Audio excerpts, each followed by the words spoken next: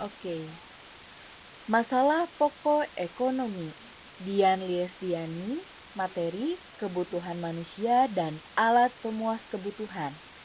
SMA kelas 10, semester 2, pertemuan kedua. Tujuan pembelajaran diantaranya mengidentifikasi pengertian kebutuhan manusia. Yang kedua, mengidentifikasi faktor-faktor yang mempengaruhi kebutuhan manusia. Dan yang ketiga, mengidentifikasi benda-benda pemuas kebutuhan manusia.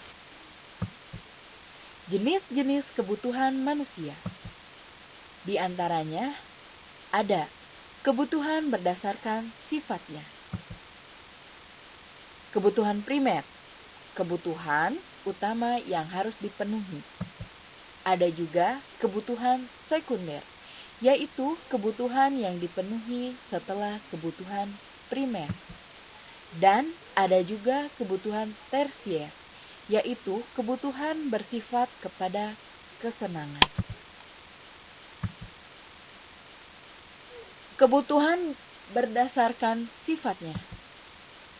Ada kebutuhan jasmani, yaitu dipenuhi secara fisik atau lahiriah.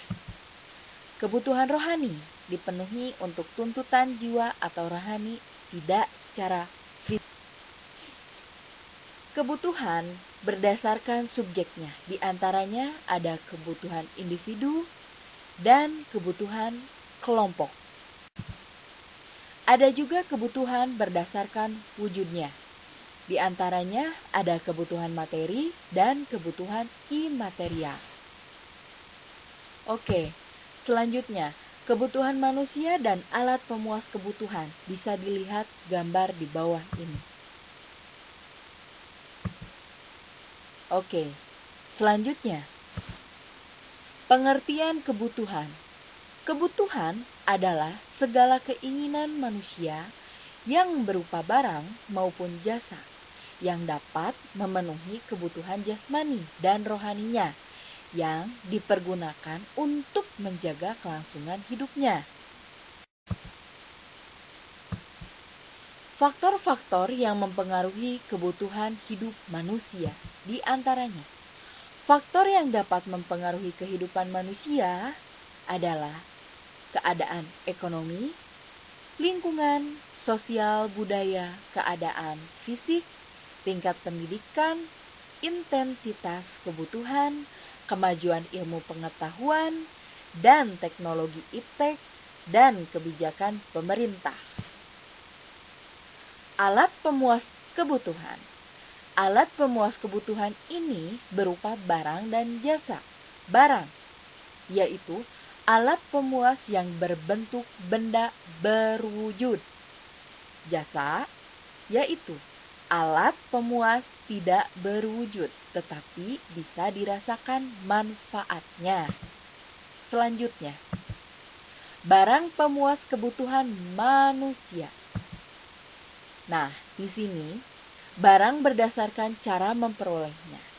Barang ekonomi jumlahnya terbatas sehingga diperlukan pengorbanan, seperti rumah. Ada juga barang berdasarkan sifat hubungannya, yaitu barang komplementer, barang yang pemanfaatannya harus diikuti dengan pemanfaatan barang lain. Bisa dilihat gambar di samping. Contoh, gula dan kopi. Ada juga barang berdasarkan tujuan penggunaannya. Barang konsumsi dapat langsung digunakan untuk keperluan konsumsi. Bisa dilihat gambar di sebelahnya. Oke, selanjutnya. Ada barang pemuas kebutuhan manusia. Barang berdasarkan kegunaan untuk jaminan kredit, yaitu barang bergerak digunakan untuk mendapatkan kredit dalam jangka pendek. Ada juga barang berdasarkan tingkat kesiapannya dalam proses produksi. Barang jadi barang yang telah selesai dalam produksi dan siap untuk dipakai. Kita lihat contoh gambar dari barang pemuas kebutuhan manusia tersebut.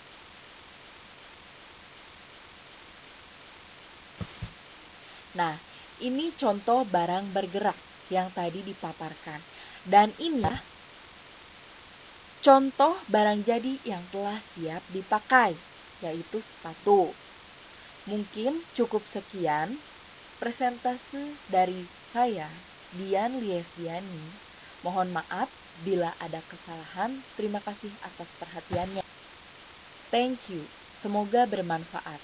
Wassalam.